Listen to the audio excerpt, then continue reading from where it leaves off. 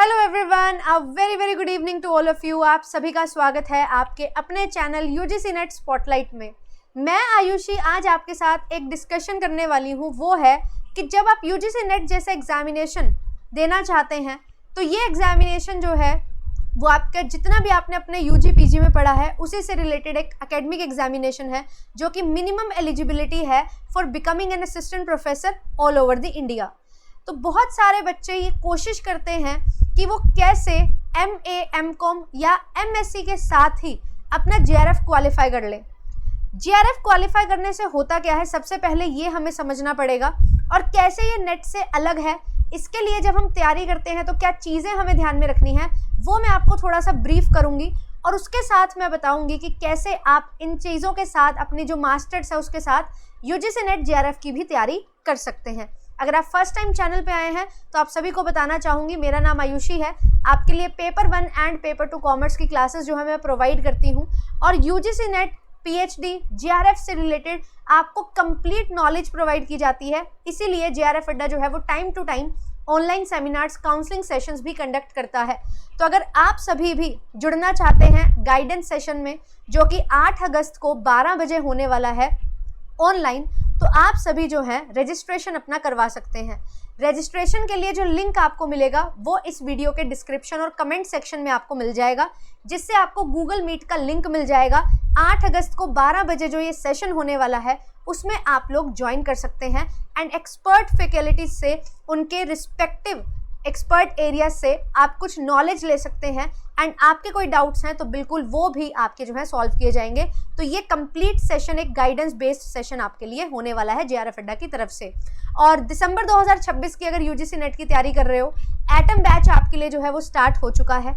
Unit number 2 हमारी जो रहती है पेपर 2 कॉमर्स में वो मैंने स्टार्ट की है, क्योंकि मैं आपके लिए पेपर 2 कॉमर्स करवाती हूँ एप्लीकेशन पे। पेपर 1 के लिए भी आपके लिए जो है मैथमेटिक्स जो हमारी यूनिट है, यूनिट नंबर 5 मैथमेटिकल रीजनिंग, उसकी हम लोग जो है तैयारी करते हुए चल रहे हैं और कंप्लीट पेपर 1 भी आपको JRF अड्डा की टीम के द्वारा प्रोवाइड किया जाता है। तो आप लोग कोर्सेज में एनरोलमेंट ले सकते हैं। अगर आप फ्री बैचेस में पढ़ना चाहते हैं जो कि यूट्यूब पे रन होते हैं तो आप UGC net and set exams के लिए ज्वाइन कर सकते हैं हमें। एंड एक और इम्पॉर्टेंट चीज़ ये है कि आपको जो क्लासेस की PDF होती हैं वो मिल जाती हैं JRF अड्डा एप्लीकेशन से।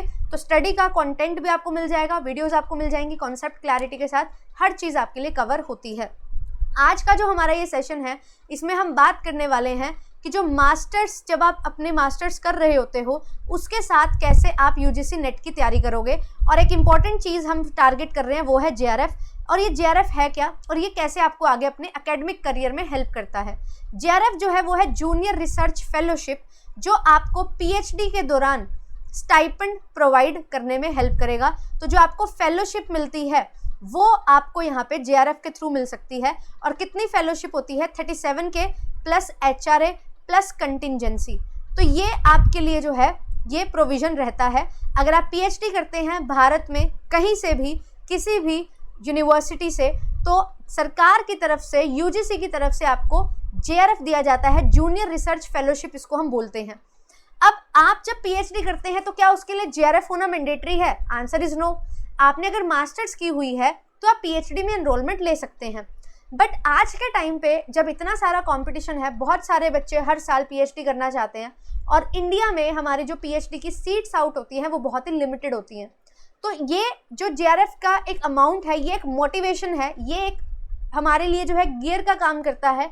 अगर आप PhD में एडमिशन लेना चाहते हैं और अपने प्रोसेस को थोड़ा आसान और कम हेक्टिक बनाना चाहते हैं तो JRF आपका एक गेटवे है जो आपको बहुत इजी एंट्री करवाने में हेल्प करता है।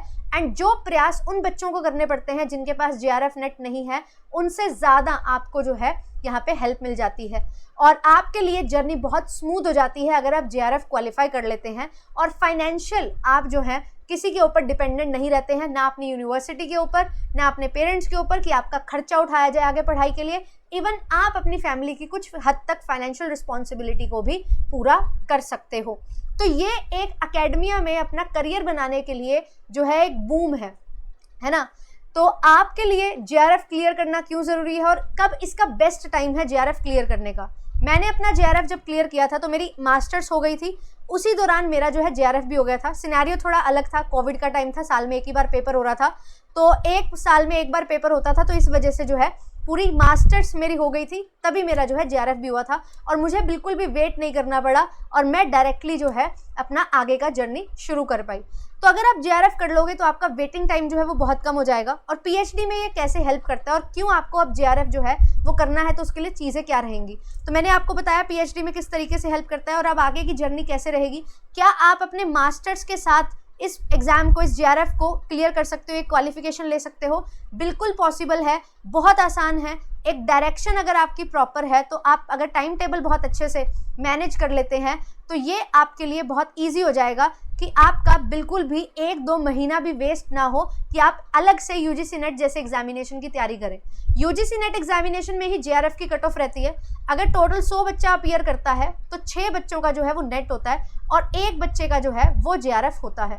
तो JRF का कॉम्पिटिशन बहुत ज़्यादा है और ये मैं मैक्सिमम बोल रही हूँ। कभी कभी ऐसा भी होता है कि 200 में से सिर्फ एक बच्चा यानी कि 0.5% जो है ना वही JRF जाता है। तो यहाँ पे 200 में से एक बच्चा जो है वो कभी कभी JRF लेके जाता है। तो JRF जो है वो बहुत ईजिली आप नहीं ले सकते। अब ऐसा भी नहीं है कि इतना मुश्किल है कि आप कभी JRF क्वालिफाई नहीं कर पाओगे। और अगर आप अपने मास्टर्स में हो तो ये आपके लिए गोल्डन टाइम है जहाँ पे आप बहुत अच्छा पढ़ सकते हो, क्योंकि आपके पास कोई और रिस्पॉन्सिबिलिटी नहीं है। अब एक डिफ़िकल्टी जो मैं बोलूँगी मास्टर्स में आती है वो क्या होती है उसको समझते हैं एंड फिर उसके ऊपर जो है सॉल्यूशन के ऊपर बात करेंगे। ड्यूरिंग मास्टर्स बहुत सारे कॉलेजेस हैं, वहाँ पे आपको जो है डिसर्टेशन कंप्लीट करना होता है ना। देन उसके साथ साथ जो है आपके बहुत सारे प्रोजेक्ट्स होते हैं, आपके बहुत सारे असाइनमेंट्स होते हैं, राइट। बहुत सारे जो है वाइवा वगैरह आपका रहता है, राइट। तो ये सारी चीज़ों में आप उलझे रहते हो और आपका जो शेड्यूल रहता है वो भी आपका 9 बजे से लेकर 4 बजे तक, 5 बजे तक पूरा पैक्ड रहते हो आप, आपकी क्लासेस होती हैं। बट कैसे आप यहाँ से अपना मोस्ट ऑफ द टाइम जो है वो सेव करके अपने सिलेक्शन पे काम कर सकते हो वो मैं आपको आज यहाँ पे बताने वाली हूँ। रुकावटें बहुत हैं बट सॉल्यूशन ओरिएंटेड हमें बनना है। तो क्या सॉल्यूशन है कि कैसे आप अपना नेट JRF क्लियर करोगे, कैसे मैंने अपने लिए जो है चीज़ें आसान बनाई थी और इस पर काम किया था। आई नो मेरा जो यूनिवर्सिटी था वो भी आधे घंटे पौने घंटे के ट्रैवल के में था, तो आधा पौना घंटा जाने का, आधा पौना घंटा आने का, फिर मुझे मिले व्हीकल ना मिले तो लगभग दिन के 2 घंटे जो हैं वो मेरे ट्रैवलिंग में जाते थे। एंड साथ ही साथ जो है 9 बजे से लेके 4 बजे तक हमारी क्लासेस भी होती थी एंड वो सारी चीज़ें थी जो आपको मैंने यहाँ पे बताई, असाइनमेंट, प्रोजेक्ट्स एंड ऑल, हर चीज़। अब कैसे मैंने टाइम को यूटिलाइज़ किया, अगर आप अपने फर्स्ट ईयर में हैं मास्टर्स के तो बहुत अच्छी बात है, आपके पास बहुत सारा टाइम है, आपके पास लगभग 1 साल है साथ साथ प्रिपरेशन करने के लिए। और अगर आप अपने फाइनल सेमेस्टर में हैं तो भी यहाँ पे हम थोड़ी सी बात करते हुए चलेंगे। अब या तो आप अपने 3rd सेमेस्टर में होंगे या आप अपने 1st सेमेस्टर में होंगे, क्योंकि दिसंबर की हम बात कर रहे हैं, है ना। या आपका हो गया होगा इस बार मास्टर्स, राइट। तो अब करना क्या है, ड्यूरिंग मास्टर्स की जब हम बात कर रहे हैं, अगर आप अपने 1st सेमेस्टर में हो तैयारी आप कर सकते हो, कोई दिक्कत नहीं है। हाँ, आप PhD में जब एडमिशन लोगे जब आपका फाइनल ईयर का रिजल्ट आ जाएगा। बट अगर आप UGC नेट पहले भी क्वालिफाई कर लेते हो, 3 साल तक JRF की वैलिडिटी जो है वो रहती है फॉर PhD, तो बहुत अच्छा समय है। जितना जल्दी कर लोगे उतना आप जो है फ्री हो जाओगे और अपने रिसर्च पे काम कर पाओगे। अब आप अपने 1st सेमेस्टर में हो, 1st सेमेस्टर में बहुत कुछ अलग हटके नहीं होता है, बहुत सारी चीज़ें जो आप अपने ग्रेजुएशन में पढ़ के आए हो वही रहती हैं। तो ये बेस्ट टाइम है अपने अच्छे से पेपर्स पे कमांड लाने की। पेपर 1 एंड पेपर 2 2 पेपर आपको अपने UGC नेट में देखने को मिलेंगे। पेपर 1 में मैथमेटिकल रीजनिंग है, लॉजिकल रीजनिंग, DI जैसी यूनिट्स हैं। ये आप डेली बेसिस पे अगर आधा घंटा भी प्रैक्टिस करते हो तो ये यूनिट्स पे आपकी बहुत अच्छी कमांड हो जाती है और इनको आप जितना पहले कर लोगे उतना आपके लिए आसान रहेगी चीज़ें, क्योंकि ये जो है प्रैक्टिस ओरिएंटेड है। तो आप फ्री टाइम है आपके पास अभी कुछ ज़्यादा as compared to this 2nd year students, तो ये चीज़ें आप बहुत अच्छे से कर सकते हो, राइट। फिर उसके बाद अपने पेपर 2 जो है, जो आपकी यूनिट्स ऑलरेडी आपने अपने बैचलर्स में पढ़ी हुई हैं उनको जो है सॉलिड कर लो, उनको कंसोलिडेट कर लो, उन पे बहुत अच्छी कमांड जो है वो आपको बिठानी है, क्योंकि ये जो समय है ना, ये समय आपका काफ़ी बचता है आपके पास। और जब हम कॉलेजेस में होते हैं तो आपको भी पता है, मुझे भी पता है कि हम कितनी ही क्लासेस बहुत ज़्यादा लगाते हैं और कितनी ही क्लासेस एक्चुअल में लगती हैं। तो वो जो टाइम होता है ना, जो टाइम आप वेस्ट कर देते हो इधर उधर घूम के, उसको आप यूटिलाइज बहुत अच्छे से कर सकते हो। और ये मैं एक जेन्युइन एडवाइस आपको दे रही हूँ। मैं ये नहीं बोल रही आप अपनी कॉलेज लाइफ एंजॉय मत करो, बट मैं ये बोल रही हूँ कि रेगुलरली जो आपका ये टाइम है शाम के 5 बजे तक का, सुबह से लेके, इसमें आप आराम से 3 to 4 आवर्स निकाल सकते हो। जब आप ट्रैवल कर रहे हो तब भी कहीं ना कहीं आप अपने रिसोर्सेज को फिगर आउट कर सकते हो कहाँ कहाँ से पढ़ना है। ये चीज़ें आपकी स्टार्टिंग में हेल्प कर देंगी।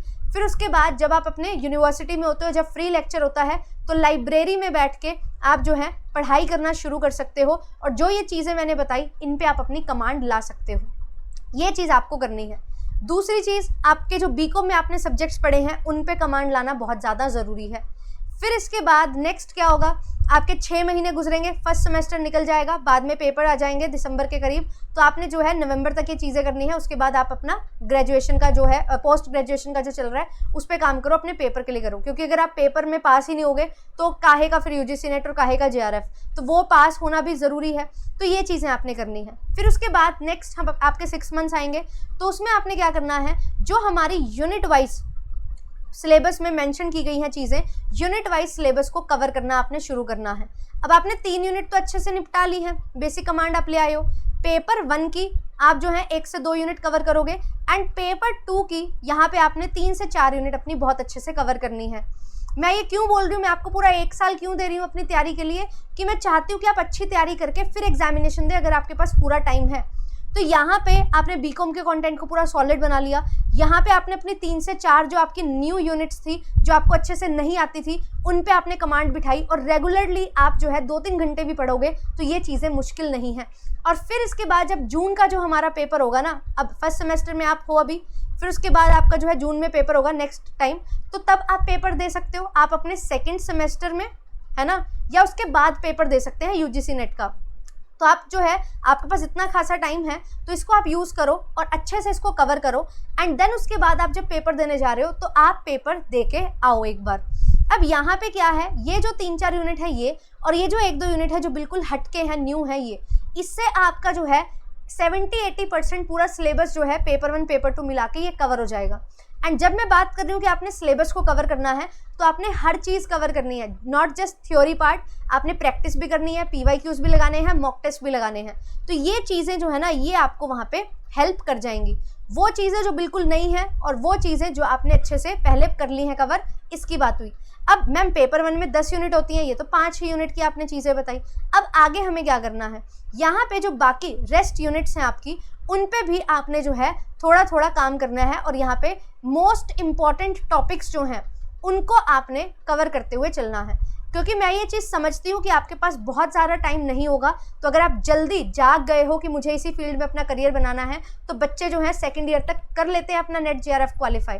तो यहाँ पे आप क्या कर सकते हैं, अपने मोस्ट इम्पॉर्टेंट जो आपके टॉपिक्स हैं उन यूनिट्स को आप कवर करो, एंड यहाँ से मैक्सिमम कवरेज के साथ जो है आपने अपनी सिलेक्शन के लिए काम करना है। मैक्सिमम जो PYQs का कवरेज है वो आपको यहाँ से करना है, क्योंकि आपके पेपर 1 में बहुत सारे क्वेश्चन जो है वो PYQ बेस्ड आपको देखने को मिलेंगे। यहाँ पे आपने अपनी रेगुलर तैयारी करनी है, यहाँ पे थोड़ा सा आपको टाइम मैनेज करना पड़ेगा। अगर आप पेपर दे रहे हो तो आपको पेपर के अपने यूनिवर्सिटी पेपर के लिए भी पढ़ना है, और आपने अपने नेट JRF के लिए भी पढ़ना है। बट ये चीज़ आपकी जो पहले आपने 6 महीने में अच्छे से अपनी कमांड बना ली है, 70% पोर्शन हमारा जो बीकॉम का होता है ना वही आता है, 30% ही एमकॉम का सिलेबस आपका रहता है। तो यहाँ से आप जो है बढ़िया तरीके से सारी चीज़ें कवर कर लोगे। पेपर 2 तो कम्प्लीटली ही कंप्लीट कर लेना है, पेपर 1 जो है उसमें PYQs और 4-5 यूनिट जो है वो उन पे कमांड आपने लेके आनी है। तो ये चीज़ जो है आपको हेल्प करेगी बहुत अच्छा स्कोर करने में। अब बात आ जाती है वो बच्चे जो अभी अपने 3rd सेमेस्टर में हैं, उनके लिए क्या होगा। अब उनके पास ज़्यादा समय नहीं है, है ना। अब 4th सेमेस्टर से पहले करना है, तो विद इन अ ईयर उनको तो एग्जामिनेशन के लिए पूरे अच्छे से प्रिपेयर करके क्रैक करना ही अपना एग्जाम। बट उनके पास एक ये बेनिफिट है कि उन्होंने अपना जो एमकॉम में फर्स्ट ईयर में जो चीज़ें पढ़ी हैं वो सारी की सारी जो उन्होंने अपने बैचलर्स में पढ़ी थी वो रिवाइज हो चुकी हैं बहुत अच्छे से। तो ये जो टाइम यहाँ पे लगा था ना, जो बच्चे फर्स्ट सेमेस्टर में हैं उनको, अब आपको वो टाइम नहीं लगेगा। अगर आप अपने 3rd सेमेस्टर में हो तो आपके पास जो है 7-8 महीने का अच्छा खासा टाइम है। तो आपने यहाँ पे क्या करना है, एक बार पेपर भी देना है बीच में, और फिर टारगेट करना है कि आप अपने 4th सेमेस्टर तक अपना एग्जामिनेशन क्रैक कर लो। तो यहाँ पे आपके लिए क्या है, आपको जो है पेपर 1 भी यूनिट वाइज शुरू करना पड़ेगा। अपना पेपर 1 यूनिट वाइज शुरू करो, वो यूनिट उठाओ जो आपको बहुत अच्छे से आती है, एंड चलते चलते जो है कंप्लीट 10 यूनिट्स अपने पेपर की कवर करते हुए आपने चलना है। सिमिलरली आपने पेपर 2 में क्या करना है, जो आपका बीकॉम का सारा था कंटेंट वो आपने अच्छे से कवर कर लिया है, और अब आपने डेडिकेटेडली 2 to 3 आवर्स जो हैं वो डेली बेसिस पे क्या करने हैं, अलॉट करने हैं अपने पेपर 2 की सारी यूनिट्स को। Unit 1 to unit 10। अब जो यूनिट आप अभी पढ़ रहे हो उन पे आपकी अच्छी कमांड होगी, उनको आप रिवाइज कर लोगे सिर्फ, तो बहुत अच्छा काम हो जाएगा। जो यूनिट्स आपने पहले साल में जो पढ़ ली हैं उन पे भी कमांड होगी, उनको सिर्फ रिवाइज करना होगा। तो आप ये जो 2 से 3 घंटे दे रहे हो ना, ये आपके इंक्लूडिंग प्रैक्टिस क्वेश्चन जो है वो 2 to 3 आवर्स यहाँ पे जा रहे हैं। तो आपको बहुत सारा टाइम जो है वो देना नहीं है कि आपने सिर्फ कंटेंट पढ़ना है, आपने रिवीजन प्रैक्टिस जो है वो बहुत ज़्यादा करनी है। और इस टाइम पे जब आप अपना पेपर देने लगोगे उस टाइम पे आपके पास जो है नोट्स भी बने होने चाहिए, क्योंकि नोट्स आपकी रिवीजन में बहुत ज़्यादा हेल्प आपको करते हुए चलेंगे। तो ये जो रिवीजन है इस पे आपने ध्यान जो है वो रखना है। जब आप सेमेस्टर 1 में हैं तब भी जब आप पेपर देने जाओगे है ना, अपने सेकंड सेमेस्टर के पेपर के साथ दोगे, तो वहाँ पे आपने क्या करना है, आपने भी नोट मेकिंग करनी है। अब मैं आपको यहाँ पे सिर्फ PYQs तक स्टिक रख रही हूँ, क्योंकि मुझे पता है कि अभी आप इस टाइम पे ज़्यादा बर्डन नहीं ले सकते हो। क्यों? क्योंकि आपने बहुत सारी चीज़ें रिवाइज नहीं की, आप अभी फ्रेशर हो अपने मास्टर्स में, तो आपके पास बहुत अच्छा टाइम है, आपके पास 3 से 4 अटैम्प्ट है। बट जो बच्चा 3rd सेमेस्टर में है उसको थोड़ा सा ज़्यादा टाइम देना पड़ेगा, क्योंकि वो अभी अपने 3rd सेमेस्टर में है, उसके पास बहुत ज़्यादा अटैम्प्ट्स नहीं है, 1 या 2 अटैम्प्ट है, अगर आप साथ साथ में JRF क्लियर करना चाहते हो। तो ये टाइम जो है ये आपको एलोकेट करना पड़ेगा, है ना, और अच्छे खासे तरीके से आप अपनी तैयारी करके अपना सिलेक्शन ले सकते हो। मैंने भी इसी तरीके से चीज़ें की थी, मुझे बहुत सारी चीज़ें हेल्प की जो मेरी मास्टर्स में मैंने पढ़ी थी। मैंने फाइनेंस में बेसिकली जो है अपनी मास्टर्स की हैं, मेजर सब्जेक्ट्स मेरे फाइनेंस के थे, तो फाइनेंस अकाउंटिंग में मुझे हेल्प हुई। देन मैंने जो है मार्केटिंग और BMHRM में से भी एक सेमेस्टर में एक यूनिट ली थी, वहाँ से मुझे हेल्प हुई। फिर उसके बाद जो है स्टैटिस्टिक्स पोर्शन में मुझे हेल्प हुई, वहाँ से रिसर्च में मेरा कंप्यूटर का जो एक रहता था, इंपॉर्टेंट पेपर रहता था, मैंडेटरी पेपर होता था, वहाँ मुझे ICT में काफ़ी हेल्प हो गई। ठीक है, पेपर 1 की रिसर्च यूनिट में पेपर 2 की रिसर्च से मुझे हेल्प मिल गई। अपने बैचलर्स में जो मैंने पढ़ा था लॉ और इनकम टैक्स, उसको मैंने जस्ट रिवाइज किया, मुझे वहाँ से हेल्प हुई। तो ऐसा नहीं है कि मैंने बहुत कुछ पहले ही कर रखा था, बट जो मैंने पहले अपने ग्रेजुएशन में पढ़ा था उसकी खासी अच्छी रिविज़न मेरी थी। एंड साथ ही साथ मैंने जो है अपने मास्टर्स में रेगुलर पढ़ाई की है, रेगुलर बेसिस पे पढ़ाई की है, तो वो मुझे हेल्प किया कि मैं अच्छे से अपना पेपर जो है वो अटेम्प्ट कर पाऊँ। मैंने भी दूसरे अटेम्प्ट में पेपर क्वालिफाई किया है, बट मैंने शुरुआत अपने 1st सेमेस्टर से ही कर दी थी। जब मेरा 2nd सेमेस्टर था तभी जो है मेरा एग्जामिनेशन हुआ था, उसमें मेरा क्लियर नहीं हो पाया, बट जब मेरा 4th सेमेस्टर हो गया था तब मेरा जो एग्जामिनेशन है वो निकल गया था। तो मुझे एक्स्ट्रा टाइम नहीं देना पड़ा इस एग्जामिनेशन की तैयारी में।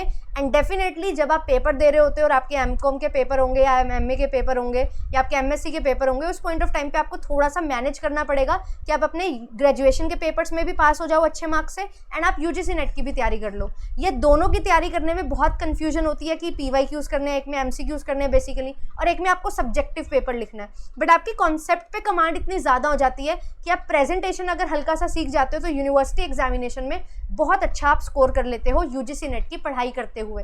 तो दोनों से जो है ना बेनिफिट लेना है। कॉन्सेप्ट प्रिपरेशन अपनी अच्छे से करनी है, कॉन्सेप्ट पे कमांड लानी है, और कैसे आपको प्रेजेंट करनी है चीज़ें वो भी देखो, और कैसे क्वेश्चन सॉल्व करने होते हैं, टाइम मैनेज कैसे होता है वो भी आप सीखो। तो कॉन्सेप्ट इज द किंग। जितना ज़्यादा कॉन्सेप्ट क्लियरेंस होगा उतना क्वेश्चन को अंडरस्टैंड करके उसको प्रेजेंट कर पाओगे और क्वेश्चन को सॉल्व कर पाओगे, MCQs जो होंगे। तो ये चीज़ों पर आपने ध्यान रखना है। दिन के 3 से 4 घंटे निकालो अगर आप 3rd सेमेस्टर में हो, दिन के 2 से 3 घंटे, 2 घंटे काफ़ी हैं अगर आप 1st सेमेस्टर में हो, तो अपनी पढ़ाई करना शुरू करो। यही तरीका होता है, जितना जल्दी आप शुरू करते हो उतना धीरे धीरे आप पढ़ते हो, और धीरे धीरे करके ही आपका सारा कॉन्सेप्ट जो है वो कवर होता रहेगा। तो आई होप कि ये चीज़ें जो हैं आप अच्छे से अप्लाई करेंगे। जो चीज़ें मैंने समझाई हैं, बताई हैं, उन पे फोकस करेंगे, और जो चीज़ें आपको आती हैं, जिन चीज़ों से आप फेमिलियर हो, उनको जो है ना आपने लीवर करना है, लीवरेज उन्हीं से लेना है, उन्हीं से ही अच्छी तैयारी आपकी होगी। ये पक्का हो जाएगा वो टॉपिक जो आपने बहुत अच्छे से किया हुआ है पहले, तो यहाँ पे आपकी रिवीजन में कम मेहनत लगेगी। और जो चीज़ें आपके लिए न्यू हैं उनको जो है कॉन्सेप्ट क्लैरिटी के साथ पढ़ते चलो एंड अच्छे से कवर करो। पेपर 1 जो है उस पर बहुत सारा टाइम नहीं लगाना, बट ऐसा भी ना हो कि पेपर 1 आप कर ही नहीं रहे हो। पेपर 1 की जो यूनिट्स हैं, जो कॉमन है, जो कॉमर्स में बहुत आसानी से हम कर लेते हैं, maths, DI, reasoning, right, research, ICT, ये यूनिट्स हमारी बहुत अच्छी होती हैं, रीडिंग कॉम्प्रीहेंशन, राइट। तो इन यूनिट से आपको जो है ज़्यादा मार्क्स बटोरने हैं। बाकी यूनिट्स को बेसिकली PYQ से करोगे तो भी आपको बहुत कुछ हेल्प हो जाएगी।